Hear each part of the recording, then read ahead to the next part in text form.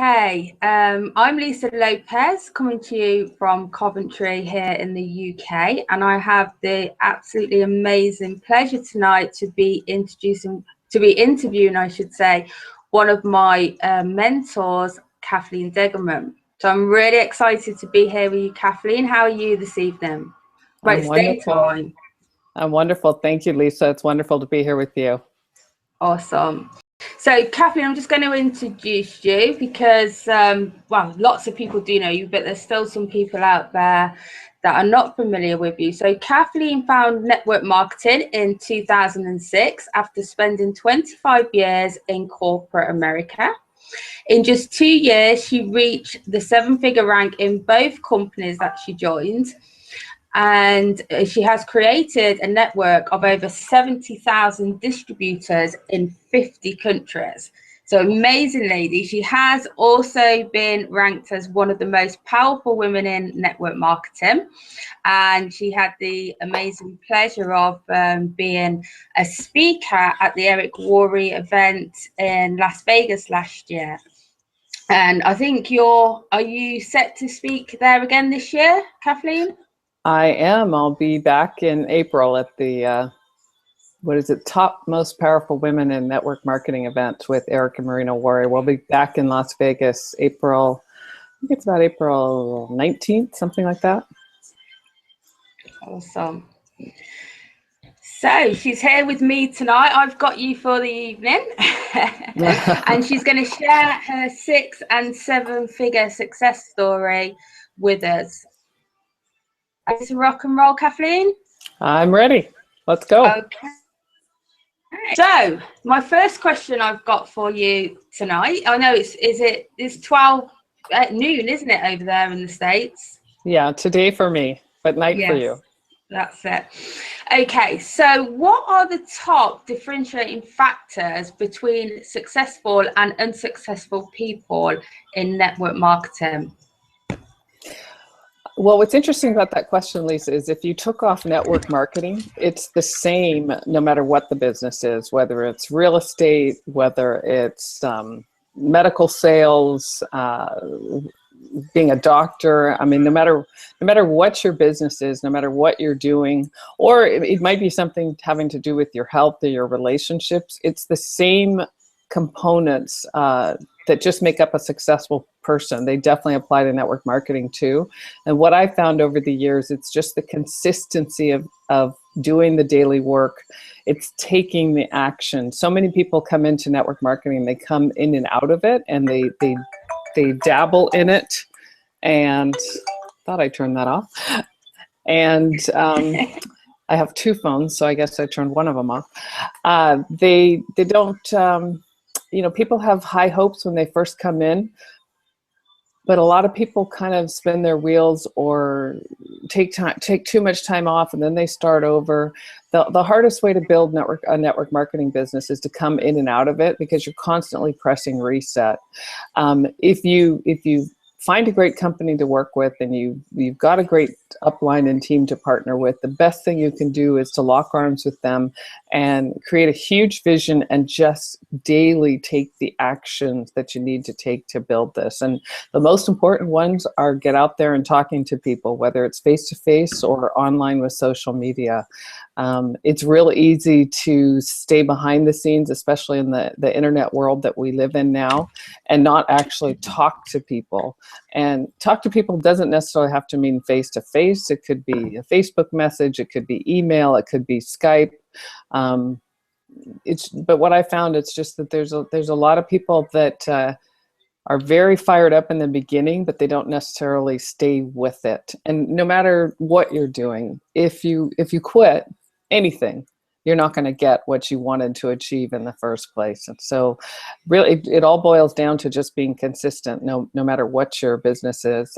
Before I found network marketing, I was a real estate agent in San Francisco, and it was the same thing there. If I didn't consistently talk to new buyers and sellers, I wasn't going to be successful. And so you just have to keep at it. And, sometimes I think people can get kind of hung up on, a success that maybe they previously had in another business, and network marketing is different. We do have our nuances, but as you start to understand the difference, it's pretty easy to never look back. Like you said, I was in corporate America for over 25 years, and once I figured out what this was, I was very, very excited. And my 10-year anniversary is coming up in a few months. And trust me, I have never looked back, never, ever considered going back to traditional business. Yeah, cool. Okay. So what do you think is the biggest obstacle for network marketers, and what insights can you offer them to overcome that? Well, a lot of times people come to me, Lisa, and they say, I'm just having a hard time with the follow through, or I'm just having a hard time going through, what we call the daily disciplines, reaching out to people, connecting with people, sharing the plan, sharing the products that your company has to offer or the services, and doing it on a daily basis. A lot of times people think it's a discipline problem, but it's actually a vision issue. If you have a big enough vision, if you have a big enough why, that is going to move you forward to do those daily activities that you need to do. So if you're having trouble actually getting it done, take a step back and look at it as why you wanted to do this in the first place, and really ask yourself, have you really figured out, have you really developed your why as to why you want to do this in the first place? And if it's not big enough, if it's not something that is emotional to you, then you need to go back and really think about, if you were to be successful in network marketing, how would you like it to change your life? And to really write those things down, create a dream board, create a huge vision, because it will propel you forward to do those daily disciplines. I think that's one of the biggest things that holds people back. And then it's just good old fashioned fear. I think sometimes people have a hard time just stepping out of their comfort zones. And all we can do is encourage you to take those first steps, because once you start to get the hang of it, that's when it really starts to become fun. But it does take, jumping into the deep end. Oh yeah, I've absolutely found that myself. There was video was one of my fears, and as I've started going out doing video over the weeks, it just becomes, it's not completely easy for me at the moment, but I'm pushing through those boundaries that I had about video. So I think, yeah, it is about stepping out of your comfort zone. And I think network, because I've also had a traditional business, and I think that network marketing is slightly different. And people just need to get comfortable with being uncomfortable, I think.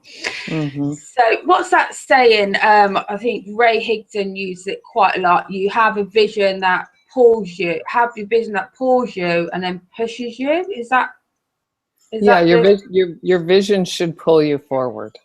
Yes. And if it doesn't, then it's because it's not big enough. It's not meaningful enough to you. So you want to go back and really think about what it is that you want this business to do for you, and make it personal. It's not just about the money. In fact, it's less about the money than most people think.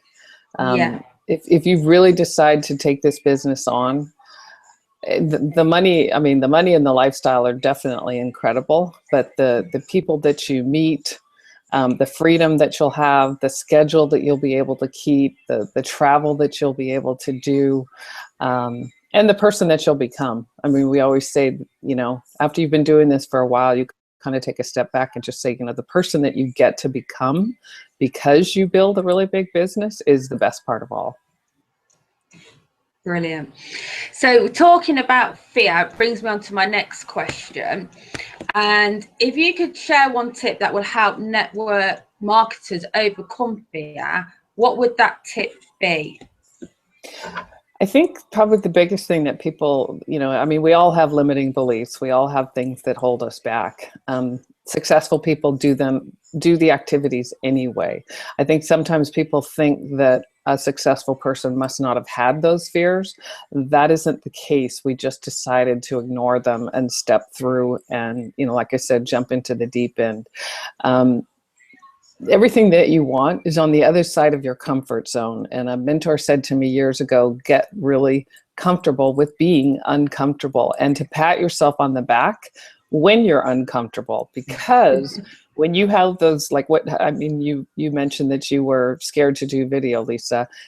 You absolutely want to pat yourself on the back when you're doing videos, because you're doing something that is not in your comfort zone. And that's when growth happens. That's when personal development happens. That's when we push through our limiting beliefs and the things that are holding us back. And I really think that people just need to remind themselves all the time that other people are just people too. And people aren't thinking about us nearly as much as we think they are. And so sometimes that holds us back, you know, what will so-and-so think? Get over it. Remind yourself they're probably not thinking about you that much. They're too busy worrying about their own thing. And I think one of the biggest tips that I could give to the audience today is just, you know, I think sometimes people have a hard time bringing up their product or their company because they feel like they're asking somebody to help them. And it's actually the other way around. When you make the shift that you have something that will help the person that you're talking to, versus kind of feeling uncomfortable because you're kind of trying to beg them to help you, that isn't what you're trying to do. You have, you know, odds are good if you're in this industry, you have an incredible product, you have an incredible service, you have an incredible way for people to make extra income, and millions and millions of people in the world are looking for exactly that. So you have something that can make a difference in their life. And just get over, you know, people are afraid of rejection. People are afraid of the no's. There's a great book called Go for No by Andrea, I'm forgetting her last name. It's a man and a woman who wrote the book, Go for No. It's a great book, and it's a parable about, you know, who's going to be more successful at the end of the week. The salesperson that says, I'm going to get 20 no's this week, or the salesperson that says, I'm going to get 5 yeses. The one that goes for all those no's is going to have a lot more yeses and be a lot more successful than the one that might get the 5 yeses by Wednesday or Thursday and stops for the week. The one that's going for the no is just going to keep going, because it would be very unusual to actually get 20 no's in a row. You just have to keep starting over. So I hope that helps with fear, because it's something that we all have, we all face. I mean, I'm doing a lot of speaking on stages now, and while it's gotten easier than it was, you know, a few years ago, I'm still nervous when I first go out there. Yeah. But I do it anyway, and it's fun. Feel the fear and do it anyway. That's another book, isn't it? And I mean, you could definitely speak to this, Lisa. I mean, I know that you've shared with me that you've been terrified to do videos and to record, you know, a hangout like this. And here you are absolutely doing it. Even though sometimes you're nervous and you're scared, doesn't it feel amazing afterwards? Oh, it's awesome. I've actually, like you said, when I've been doing the videos over, I think it's nearly coming up to 3 months worth of videos now, and I can absolutely feel my own growth as a person. So it's like what you're saying, it's not just about the money, it's about the person that you become. And I've been listening to a bit of personal development, like we all do, don't we? We listen to it in our cars and stuff. And I think initially people think network marketing is about the money, but all of us, whether in network marketing or not, what we're all looking for is some kind of feeling. And when we're grown as people, we're getting those feelings that resonate with us and of who we want to become. So like you say, it's not always all about the money for when people do join network marketing. Right. So sorry. I was just going to say, a mentor told me years ago that most people come into network marketing, they think because of the money, but the reason why we stay for years and years is because of the community. It's because of the connections. Yeah, definitely. It's that feeling of belonging. Yeah. Again, comes back to that feeling. Okay. So you have had to motivate yourself, excuse me, you've had to motivate yourself on a daily basis and be consistent. How have you managed to accomplish that? Well, I've been at this for almost 10 years. When I came into it, I had a successful business career in corporate America. So somewhere along the way, I must have learned some things about a goal setting and creating a bigger vision. I definitely think that network marketing has fine-tuned both of those things. I think that when I first discovered network marketing, one of my big aha moments was because I was actually thinking about investing $50,000 to $100,000 into my own business, because I knew at that point in my early 40s that I wanted to be an entrepreneur and I wanted to be a business owner. I'd read a lot of Robert Kiyosaki's Rich Dad, Poor Dad books, and I understood the difference, the differences on the different ways that you could make money. And so I knew I wanted to be a business owner. I was just about to pull the trigger on creating my own business or buying a franchise. And I'm so glad that I didn't invest that money, because when network marketing showed up for me, I was kind of like, wait a minute, all those things that I was nervous about, having employees, running payroll, handling the invoices, doing all the shipping, creating the product, investing all the money in the R&D, all of the things that are typical headaches for small or medium-sized business owners, headaches and big fat hassles. When I first looked at network marketing, I was like, you're kidding. They do all of that. The company takes care of all of that, and all I have to do is tell people about it and teach other people how to do the same thing. I was like, I'm all over this. So I saw right away the potential here. And with my first company, I really didn't know anything about network marketing, but I remember in that first week or two, one of the highest ranks in that company was a black diamond, and that was a 7-figure income earner. And in the first 2 weeks of starting, I put down, black diamond on my goal, and I said I was going to do that in 2 years. And I did achieve that goal with 1 week to spare. So, I put my head down and I worked really hard. I worked a lot of hours. I mean, I know a lot of people don't have a lot of hours, but the more you can give your business, the faster you're going to grow, the faster you're going to succeed. You definitely can do this part-time, absolutely. 5 to 10 hours a week will work, but as soon as you can start to give it more, the more successful you're going to be, the more fun you're going to have. I have been working on my mindset and personal development seriously for probably about 15 years. I've attended lots of webinars, read lots of books, and I today read several times a week from a positive book. And I think sometimes people think, well, I went to a personal development or a self-enhancement program 2 years ago, and I read that book last year. It's not anything that you're ever done with.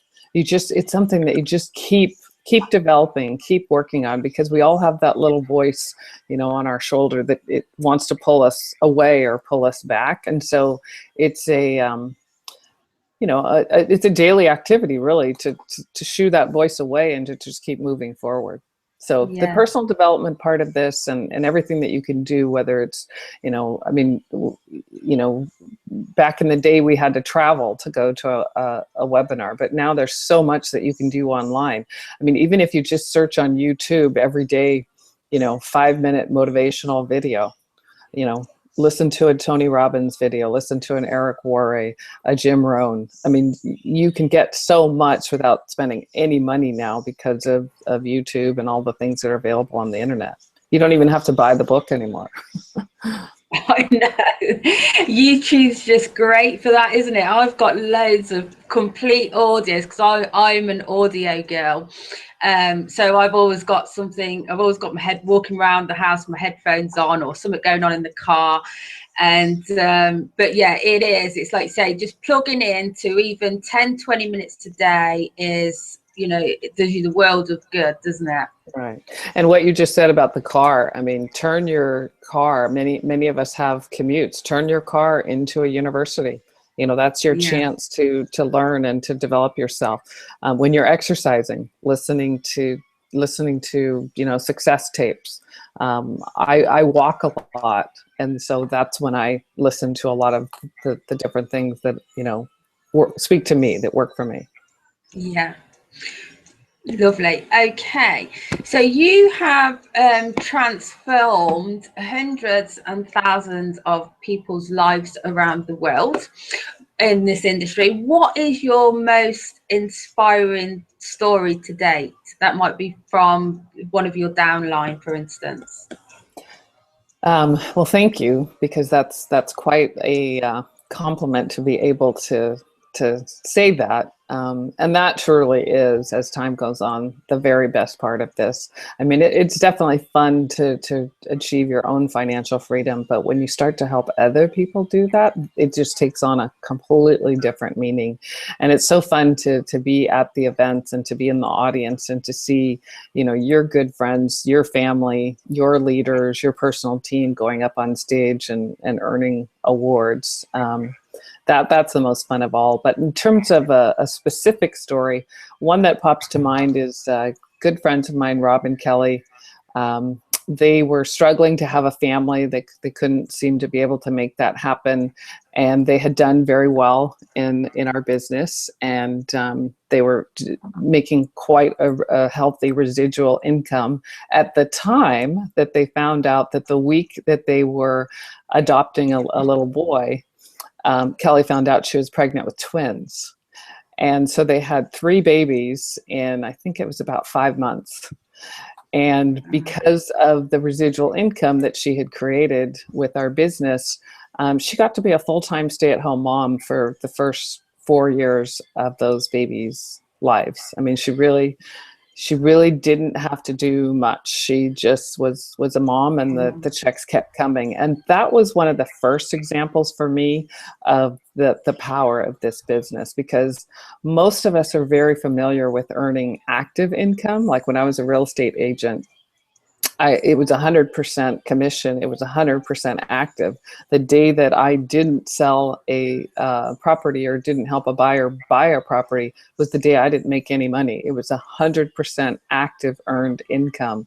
And when I saw what was happening in Kelly and Rob's life and how it changed their life, and what an amazing benefit it gave both of them to be able to stay at home and take care of 3 babies.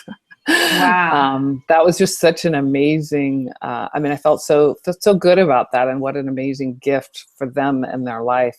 And then another one that's more recent, a good friend of mine, Linda, she is a single mom, and years ago when she got started, she was struggling financially, and she has done so well with our business that, you know, just for example, this summer, she's taking both of her daughters on a safari to Africa. So to be able to do those kind of things for your family, and just to help people sleep better at night, you know, it's really the simple things, you know, being able to help a mom stay at home the way she wants to, being able to help a mom take her daughters on a dream vacation, and having so many people come up to me, and they're just so grateful, and they're so happy with, you know, the partnership that we have.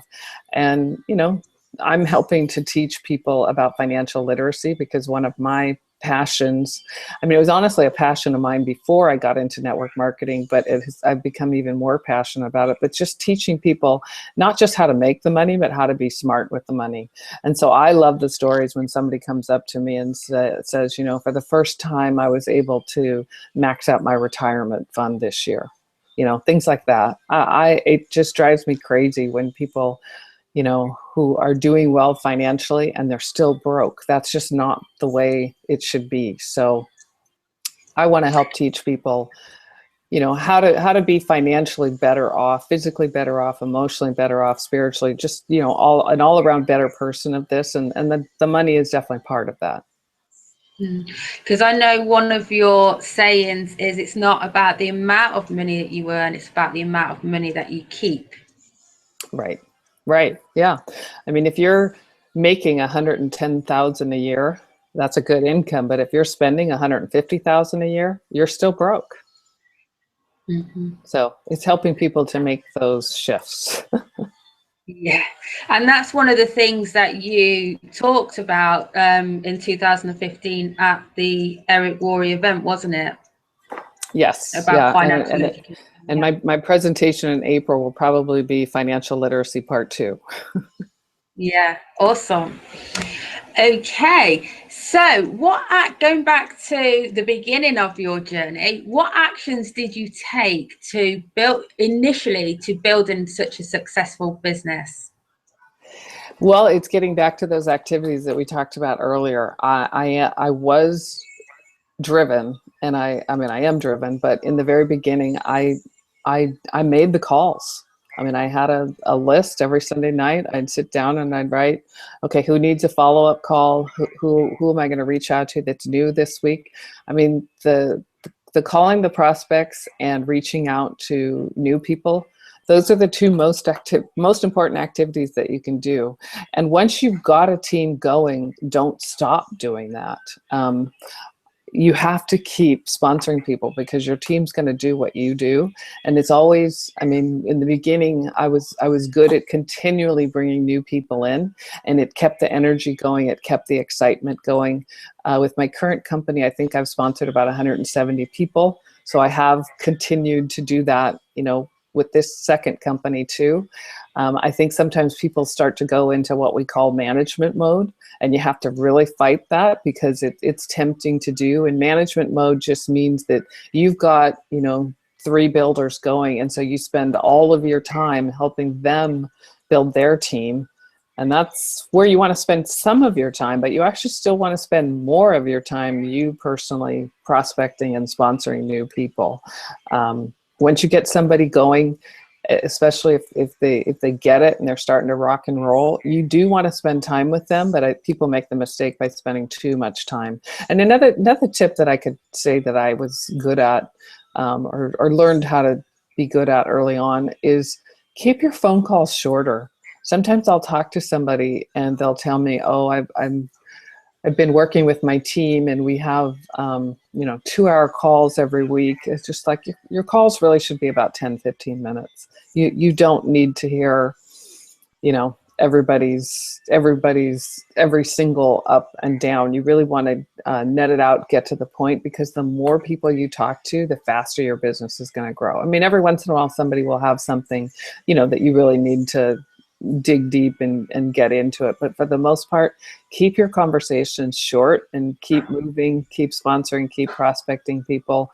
That's what I did in the beginning, and I continue to do that, and it definitely works. And I think you know, we've all been to events where, you know, we'll see somebody come up on stage and, you know, they went triple, diamond, whatever, you know, to the 10th power in 60 days. And I think sometimes that discourages people because it's so fast.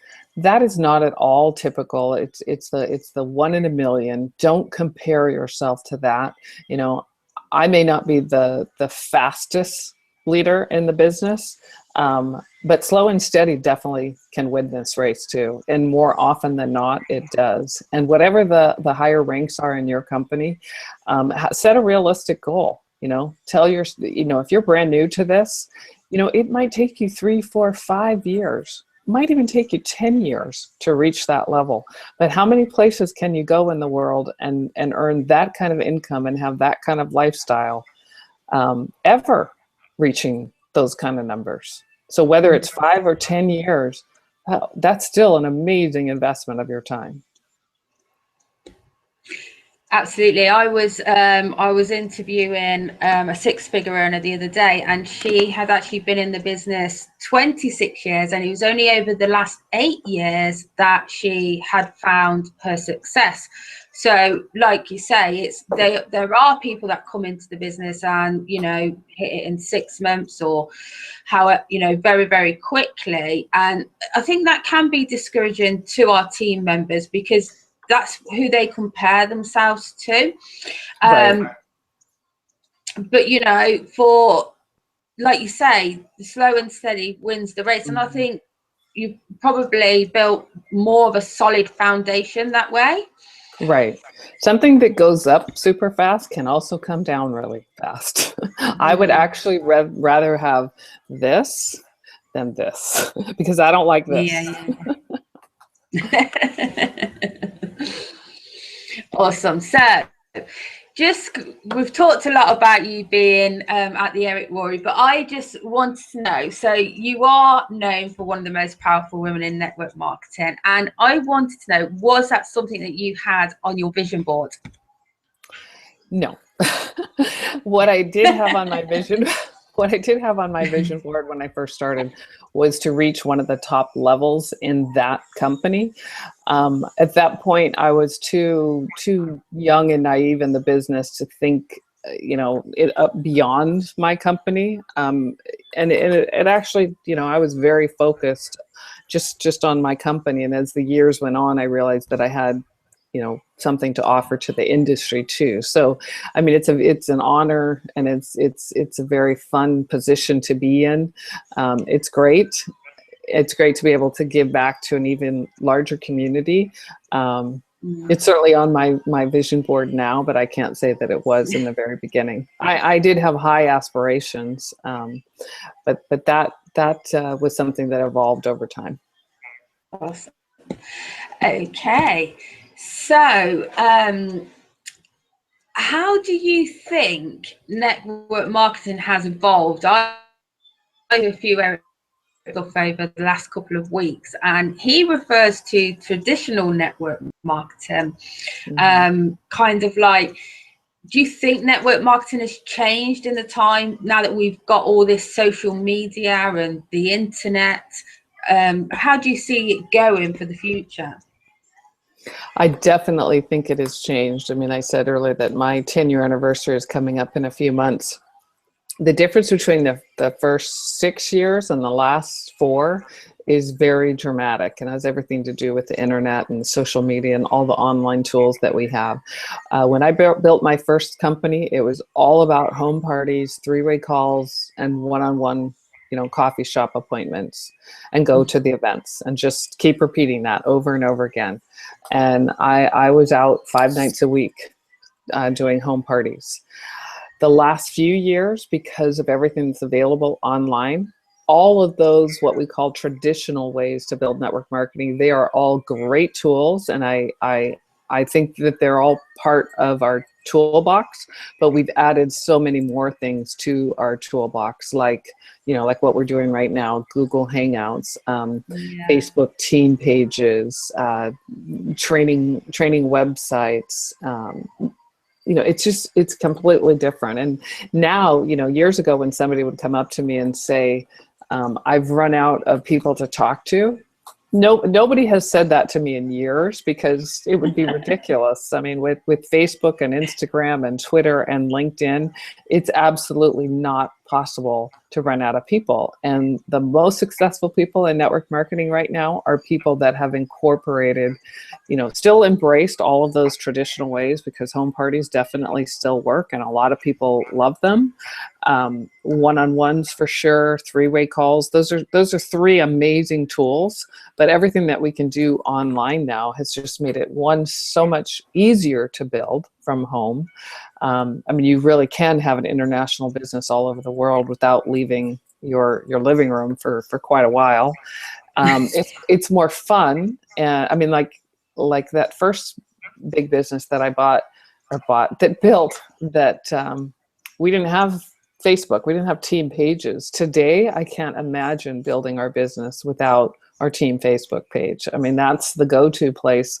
That's the place where we deliver all the information the fastest. That's where everybody goes on a regular basis, if not at least once a day, several times a day. So it's really, really helped. They're all amazing tools. And I think because of the everything that the internet and social media has brought to network marketing has a much better reputation now. And I think it's even more mainstream. I think a lot more people are aware of, all the incredible benefits that we have to offer now. Brilliant, definitely. I mean, I love the fact that, like you say, you can build an international team sitting in your front room. I mean, I can have a hangout with you and you're in America and I'm sitting here in the UK, and it's like, it's like we're sitting together. It's just amazing.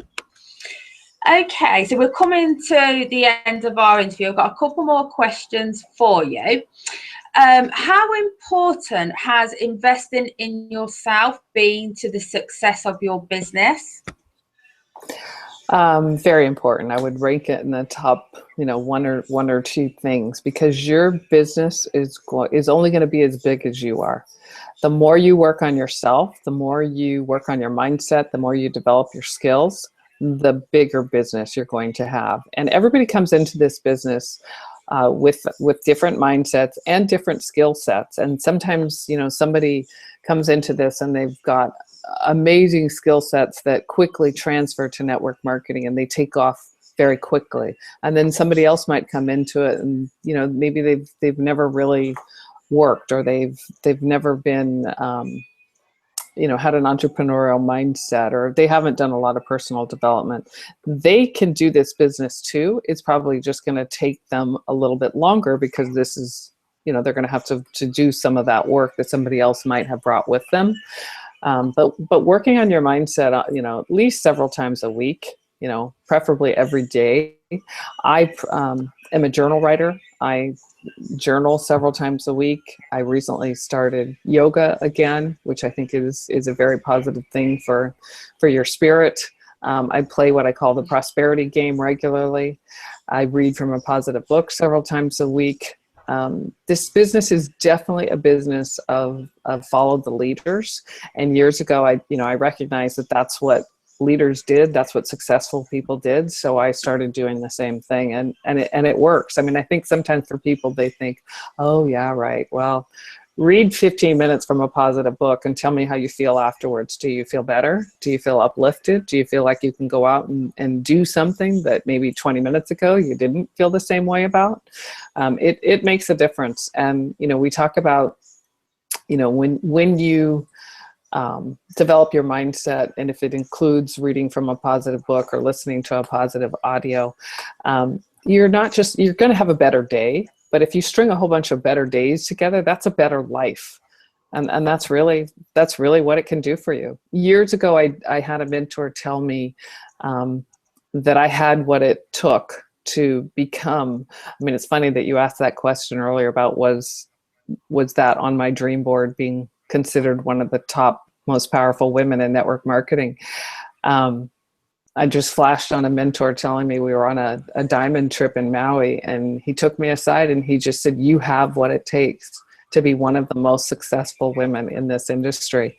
And I mean, I really took that in, and I believed him. I mean, he'd been in the industry forever. He was hugely successful. And I just thought, he sees something, and I'm gonna go for this. And, going for it means working hard. You've got to put in the time. There's a great book by Malcolm Gladwell called Outliers. And he talks about how truly successful people have at least put in about 10,000 hours to be that success. And so if you have 10 hours a week, if you have 40 hours a week, you can pretty much do the math on how long it will take you to achieve that success. Brilliant. It's worth it. Yeah, definitely. I started yoga as well this year. So absolutely, I just finished a yoga class actually before we went live. So, but it's brilliant, isn't it? It definitely is. I love it. Okay, so final question for you, Kathleen, tonight. What would you say to anybody that is still sitting on the fence? Well, I was in corporate America for, I guess, about 25 years. And like I said earlier, I've been with network marketing just under 10, and I have never looked back. And what's interesting about network marketing is once you experience the freedom, the lifestyle, the creativity, the fun of this business, it's pretty unusual for somebody to say no. I mean, it's not for everybody. I mean, we say that anybody can do this business, and it absolutely is true. But the truth is, can they do it? Yes. Will they choose to? No. I mean, some people, it might not be the right thing. And I think sometimes people are so afraid to ask people because they're afraid of that no.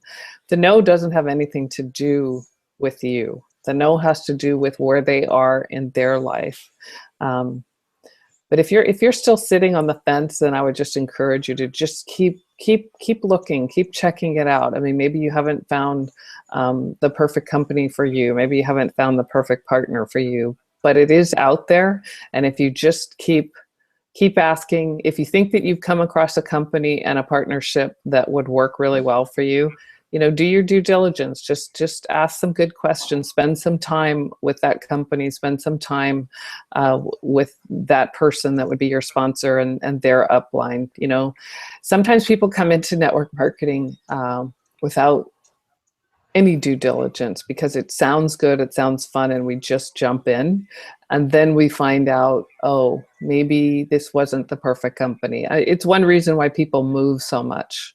If you do some more due diligence up front while you're sitting on the fence, I think when you hop over the fence, you're going to be much happier with your choice. So the last thing I would just say is, jump into the deep end, because this is truly an amazing, life-changing business. It's not like anything I've ever seen. I've invested in a lot of things over the years, and I have never seen anything better than network marketing in terms of a return on my time and money. I've never seen anything that a higher rate of return than network marketing.